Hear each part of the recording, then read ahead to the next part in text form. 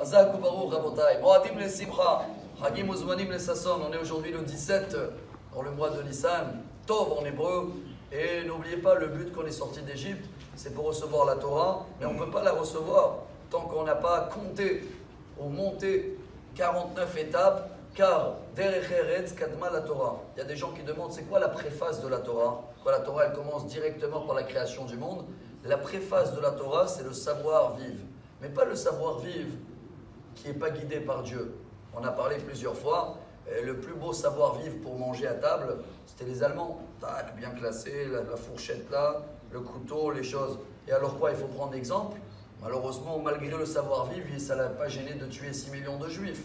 Donc quand le savoir-vivre, il n'est pas lié à les traits de caractère de l'être humain selon le Créateur de Dieu, ça peut aller très très vite dans des sphères qui ne sont pas bons. Alors aujourd'hui c'est un peu profond, mais voilà notre mission. Tous les jours, on doit monter 1 degré.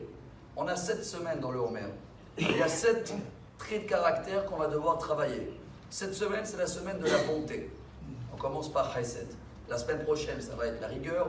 Après, je ne connais même pas les mots en français, c'est le mélange de la bonté et la rigueur, ce qui s'appelle l'harmonie, je crois en français, harmonie. Après, on a Netzach et Hod, splendeur, infini, Yesod, 6e. Mais aujourd'hui, vous allez voir comment chaque jour, il y a un travail mixte à faire dans les 7 semaines. Vous allez prendre aujourd'hui le compte du Homer, on est le 2e jour. Ça va être marqué dans tous les sidos. Aujourd'hui, nous sommes dans la rigueur de la bonté. C'est quoi ça? La rigueur de la bonté. Alors le travail d'aujourd'hui, il est magnifique. La bonté, elle est bien.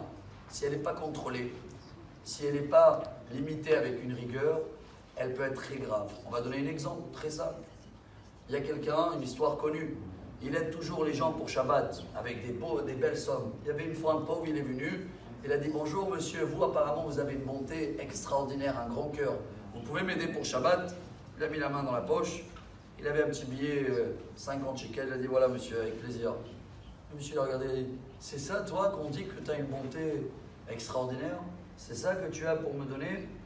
Le monsieur il a dit « Écoute-moi bien, heureusement que ma bonté, elle a de rigueur, parce qu'il y avait quelqu'un qui est venu avant toi il y a 2 minutes, et avec ma bonté, j'allais le donner tout.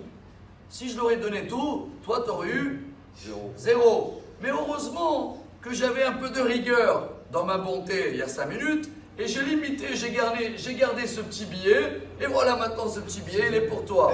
Ce qui veut dire dans notre vie, chers amis, il faut être bien, mais il faut savoir aussi limiter les biens. Hier on a parlé, c'est très bien avec les enfants, il dit le roi Salomon, mais c'est très bien. Si jamais tu mets de la rigueur, ça va aller très très mal après plus loin.